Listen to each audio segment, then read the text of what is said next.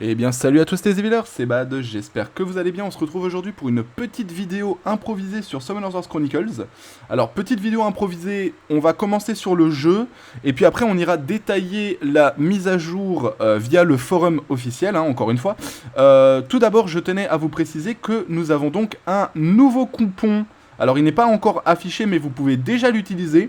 Je vous le donne tout de suite, le coupon c'est donc Love to Love. Voilà, comme ça vous l'avez. Vous pouvez l'utiliser. Hop, il vous donne accès. Alors, je vais déjà récupérer tout ce qu'on a ici, qui fait partie d'un événement. Hop, récupérer ce qu'on a ici aussi. Et je vais maintenant vous montrer ce que le coupon nous donne. Le coupon nous donne donc un transcendance ainsi que 200 sauts d'artefacts. Alors, les sauts d'artefacts, ça fait très plaisir. On va pas se mytho. Je suis full en termes de stockage. Je sais comment on va régler le problème tout de suite. Clac, combiné. Hop, et on va faire de la combinaison assez rapidos, faut juste pas que ça me prenne des légendaires. Hop, à partir du moment où ça prend des légendaires, on dégage. Voilà. Donc je vais donc récupérer ici... je récupérais ça aussi. Donc ça fait partie d'un événement, on va détailler tout ça ensemble juste après. La bibliothèque de Joshua nous donne donc accès à un nouveau... à une nouvelle histoire, qui concerne du coup Bastet et Cassie. Je vous invite à faire les bibliothèques de Joshua, ça vous donne des stats, des objets, des items, etc. Et donc, on est parti. Alors, je tiens aussi à vous préciser, nous sommes jeudi au moment où je tourne la vidéo, donc Galagos a reset. N'hésitez pas à aller faire votre Galagos. Je rappelle que dans le shop de Galagos, vous avez la possibilité d'avoir des soleils de minuit ainsi que des morceaux de vélin légendaire LD. Vous avez également des Dévilmons, des Light and Dark, etc. Donc, la rangée du dessus, c'est toujours la rangée à aller prendre à chaque reset de Galagos si vous avez la possibilité de tout prendre. De toute façon, au fur et à mesure que vous allez avancer sur le jeu, vous aurez de plus en plus de récompenses. On va maintenant passer tout de suite, hop là, sur la page internet du jeu, puisque c'est là où on a le plus de choses qui se sont passées. Donc on va regarder ensemble la notice de mise à jour, si j'arrive à aller, hop là, sur la page. Donc, salutations de Summoners Wars Chronicles. Vous trouverez dans cette notice les modifications qui seront implémentées via la mise à jour du 6 mars. Mise à jour étant déjà sortie. Donc ma vidéo est un petit peu tardive. On n'est pas vraiment au moment même où ça sort. Mais voilà, comme ça vous aurez plus d'infos sur ce qui s'est passé en backstage, puisque certes vous avez les nouveaux événements, etc. Donc ça vous le savez. Mais il y a des trucs qui sont passés en hors-champ qu'il est important de détailler, et c'est pour ça que je vous fais cette vidéo. Donc, pour le contenu du deuxième anniversaire mondial, alors attention, c'est le deuxième anniversaire mondial, ce n'est pas le troisième anniversaire Europe, ça va arriver au mois d'avril normalement. Donc, après la maintenance à 4 heures, voilà, la quête spéciale Intrus Mystère sera disponible.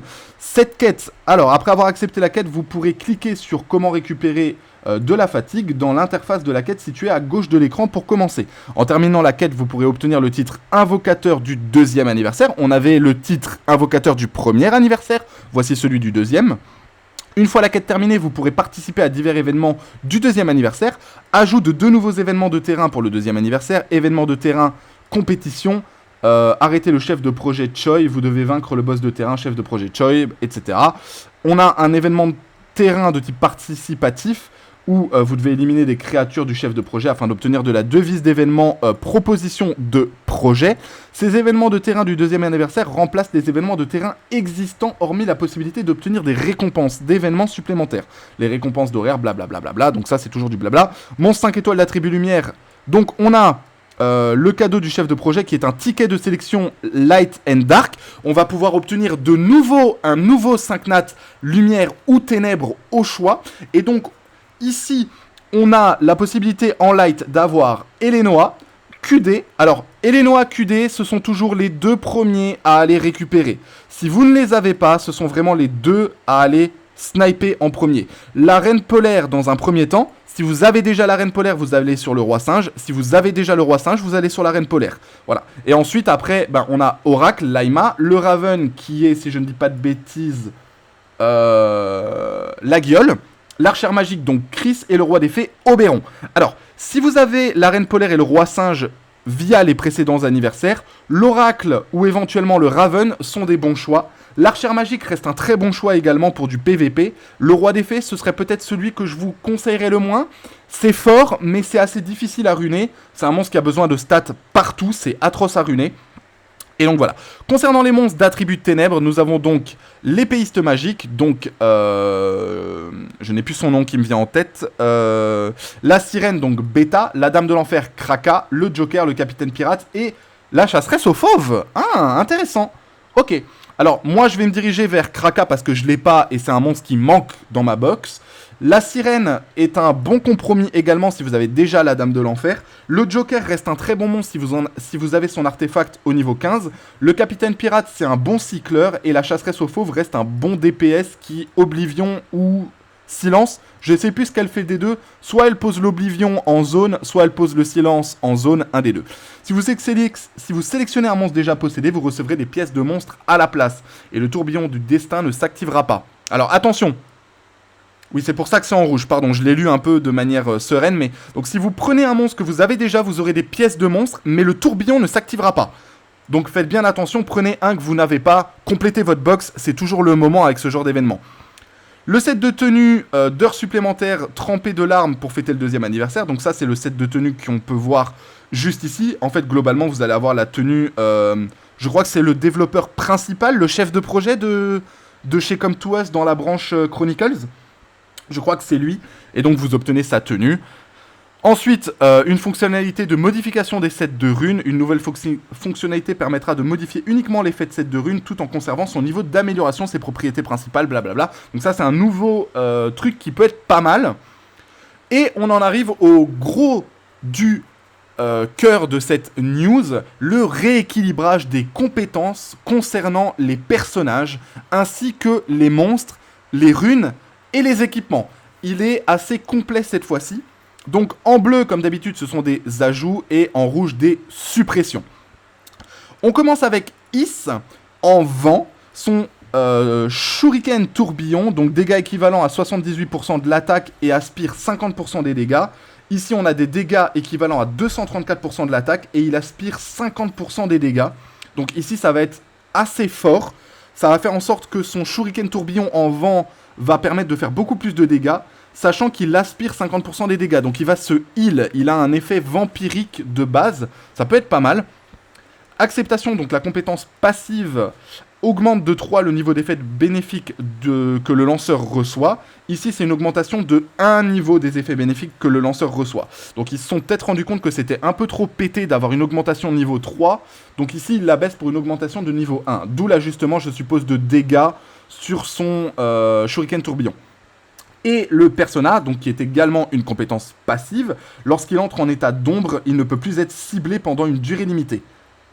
Ça n'était pas déjà le cas ?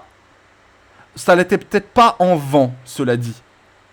Ok, bon, ils l'ont rajouté sur le vent, si jamais ça y était pas sur le vent. Les monstres, maintenant. Passons au chasseur de vampires feu, donc Rosario, si je dis pas de bêtises. Donc cooldown de compétence de 20 secondes, coût en mana de 3. Ici on a un coût de mana de 4, un cooldown de 26 secondes. On a donc des dégâts ignorant le déni de mort. Ça va être pratique contre les assassins. Dissipation de l'immunisation et renversement. Ok, donc en plus il strip immune. Ok. Ok, pas mal. La rage, donc la compétence passive, si le lanceur a rage, réduit les dégâts reçus de 20%. Si le lanceur a rage, donc ça il le supprime. En étant attaqué, 2% de PV détruit. Ok. Pour chaque 1% de PV détruit, 0,7% de réduction des dégâts reçus. Ah, plus il va avoir les PV détruits, moins il va prendre de dégâts. Je suis pas sûr que ce soit viable sur un jeu comme Chronicles de faire ce genre de mécanique. Parce que c'est un jeu où les combats vont relativement vite. Un monstre meurt assez rapidement. Donc ok. Et surtout qu'en plus, ça veut dire que ce sera un monstre qui ne sera pas jouable avec les Kina Light, si je dis pas de bêtises, ou Kina Feu. Je sais plus c'est laquelle qui enlève les PV détruits. Mais globalement, ici c'est peut-être un peu débile. Alors c'est un monstre malheureusement du coup qui sera pas jouable avec Kina. Mais faudra voir en jeu la mécanique. Mais je pense que ça va mourir trop vite pour qu'il ne prenne pas suffisamment de dégâts. Et la flèche d'argent ultime, dissipation de l'immunisation et renversement. Bah ça c'est juste pour faire en sorte que ça aille avec son sort 2. Ensuite nous avons donc Joséphine, la paladin haut. Coup de justice, bouclier équivalent à 50% des dégâts infligés pendant 7 secondes. Ici, on a donc un bouclier à 50% des dégâts infligés pendant 14 secondes. Donc il le double en termes de temps. Ok. Faudra voir ce que ça donne, pourquoi pas. Malheureusement, comme c'est par rapport aux dégâts infligés, le bouclier est pas très viable en fait. Le bouclier, il part très vite. Coup de justice 2, bouclier 50% des dégâts infligés 7 secondes, ça passe de nouveau à 14. Et ensuite, protecteur divin, donc compétence passive, cooldown de compétence 30 secondes. Lors d'un gain, perte de mana et lors de l'application de l'augmentation, réduction de la vitesse et récupération de mana niveau 2, d'augmentation du coût de mana pendant 14 secondes. Ici, on a cooldown 7 secondes au lieu de 30. Ouh. Oh, ça va être très relou, ça. Lors d'un gain, perte de mana et lors de l'application de l'augmentation, réduction de vitesse et de récupération de mana, dégâts fixes équivalents à 50% des PV max de la cible. Ok. Donc elle va revenge et au lieu de réaugmenter le mana, elle va taper 50% des PV max de la cible. Ouais, pourquoi pas. Alors sur des gros tanks, ça peut être chiant, ça. La guerrière boomerang haut, donc Barbara, si j'ai pas de bêtises. Non, Sabrina, pardon. Triple coup, donc ignore les dénis de mort. Encore. En fait, ils font des anti-assassins maintenant. La boomerang, c'est une guerrière, hein, si j'ai pas de bêtises. Je crois que les boomerangs, elles sont guerrières. Et les chakrams sont archères. Ou l'inverse. Je sais plus. Bref. Donc ici, on ignore le déni de mort. Pourquoi pas? Pourquoi pas, honnêtement. La compétence passive, lorsqu'elle est attaquée par une attaque basique, dissipation de provocation, 85% de chance. Ouais, pour moi, c'est pas encore ouf pour que la boomerang haut soit viable. Triple coup ultime, dégâts ignorant le déni de mort. Encore. Ah oui, mais c'est en version ultime, du coup. Ok. Alors, fille occulte haut. Oula, il y a du travail, hein. J'espère que vous avez fait le taf, là, comme Toes. Prière de la fille. Donc, lorsque l'effet de contrôle de foule est dissipé, dissipation de tous les effets néfastes. Mais en fait, il faut juste pas qu'il y ait un dissipation de contrôle de foule. Il faut que ce soit instant un cleanse, en fait. Qu'il y ait un effet de contrôle de foule ou pas, il faut qu'elle cleanse all effect, point. Cleanse, heal, basta, on n'en parle plus. Ange gardien d'eau, donc dégâts équivalents à 167% de l'attaque, plus dégâts équivalents à 5,6% des max PV. Donc là, dégâts équivalents à 167% de l'attaque, dégâts équivalents à 5,6% du max des PV, et étourdissement pendant 3 secondes. Enfin. Purée, enfin elle a l'étourdissement 3 secondes. Donc, en gros, il scalpe le sort de Rika, si je dis pas de bêtises. Rika stun et ils font en sorte du coup que Annabelle stun aussi. Ok, pourquoi pas, faudra voir. Aide-moi Teddy, donc le passif. Lorsque sommeil est dissipé, réduction du cooldown des compétences de 40%. J'arrive pas à me représenter si une réduction 40% c'est énorme. Parce que je crois que Elenoa elle a une réduction de 60%. Ou 50%, je sais plus, bref. Et du coup, l'ange gardien ultime, donc là c'est à peu près la même chose, 183% de l'attaque, 6,2% des max PV, étourdissement 3,5. Ok, donc on gagne 0,5 secondes, ouais, ça fera pas le taf, mais... Feng Yan, ok, vent et nuages, attaque séquentielle. En état de vent et nuages, augmentation de la résistance aux effets de 75%. Lorsque touché par vent et nuages, augmentation de l'énergie du vent de niveau 1, indissipable. Ok, donc il va... Donc ça va lui permettre en revenge de gagner une énergie du vent. Au niveau 20 d'énergie du vent, dissipation de provocation. Ok. Au niveau 20 d'énergie du vent, augmentation de la défense niveau 1 pendant 5 secondes. Réduction de l'énergie du vent niveau 20. Dégâts ignorant les dénis de mort. Encore? Ouais, ils font vraiment des anti-assassins en fait. Je pense qu'ils ont capté qu'il y avait énormément d'assassins en RTA et ils veulent faire des anti-assassins en fait. En état de vent et nuages, augmentation de la résistance aux effets de 75%. Lorsque touché par vent et nuages, augmentation de l'énergie du vent de 1. Donc ça, c'est vent et nuages ultime. Ok. Le Vampire Light, alors lui, je l'ai vite fait lu avant de vous faire la vidéo. Lui, c'est une zinzinurie. Hein. Vraiment, Julian, apparemment, il l'aime bien que ce soit sur Sky Arena ou sur Chronicles. Donc on a une réduction des PV max de 20% sur Accord Noble, qui passe à 10%. Donc ici, petit nerf, mais vous allez voir que c'est pas spécialement grave. Chauve-souris vampire, donc niveau 3 de réduction de l'esquive pendant 16 secondes. Si le lanceur a niveau 10 ou plus de soif, niveau 5 d'expiration des dégâts pendant 16 secondes. Ici, il oublie pendant 16 secondes. D'accord. Pourquoi? On sait pas.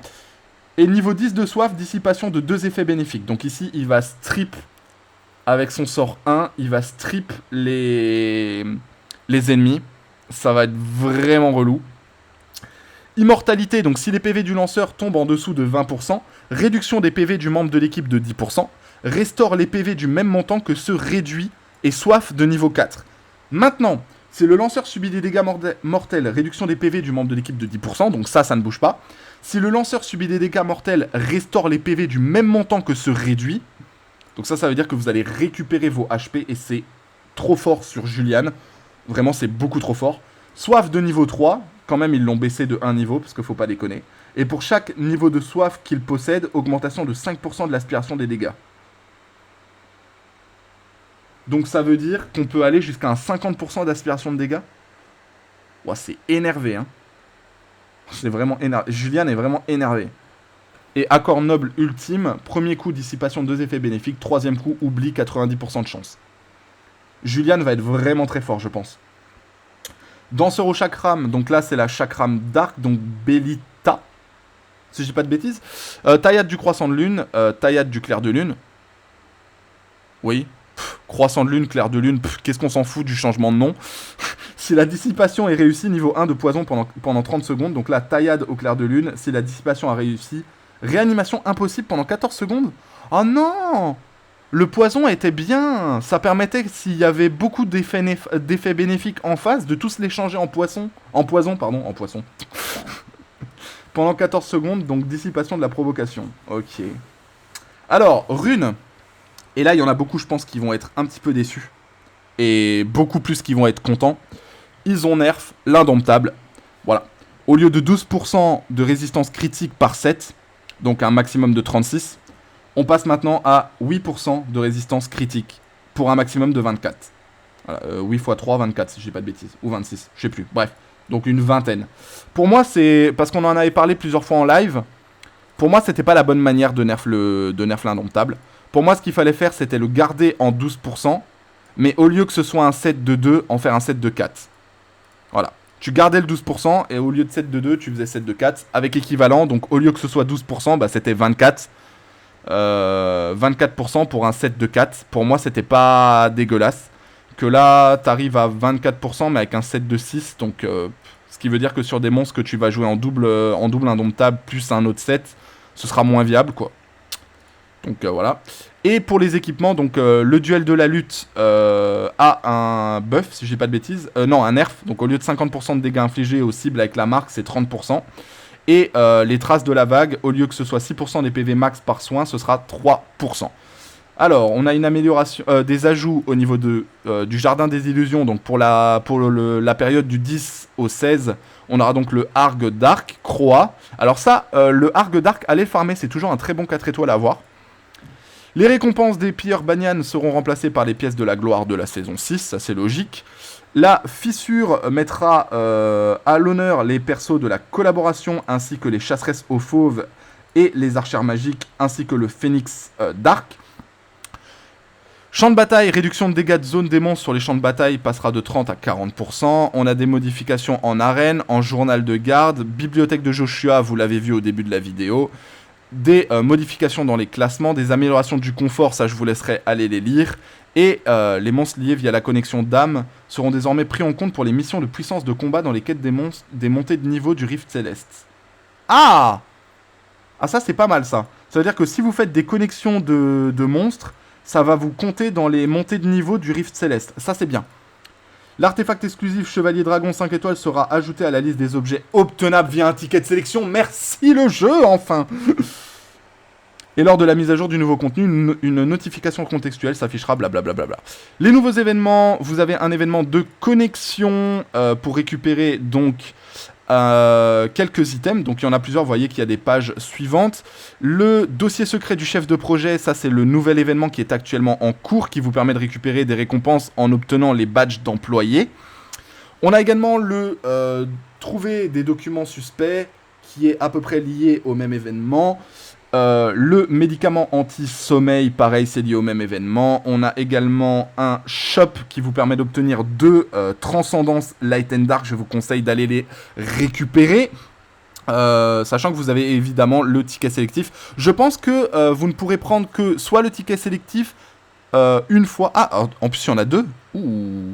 Bah, ticket sélectif, vous allez récupérer les 2. Et s'il vous reste des petits badges là, bah vous allez récupérer les transcendances et vous faites toujours dans l'ordre décroissant. C'est le plus simple. On a un donjon des cauchemars du chef de projet qui est aussi lié à un donjon où vous allez devoir faire un certain nombre de dégâts. Alors vous pouvez le faire à l'infini jusqu'à ce que les dégâts soient atteints. On a le retour du tirage du jour et des corrections d'erreurs diverses. Je vous laisserai également aller les lire. Et je pense qu'on en a fini du coup avec cette vidéo. Bah écoutez, merci à tous de l'avoir suivi. Je vous souhaite une bonne fin de soirée, une bonne fin d'après-midi et une bonne fin de journée. Je vous dis à très bientôt, c'était Bad. Ciao tout le monde.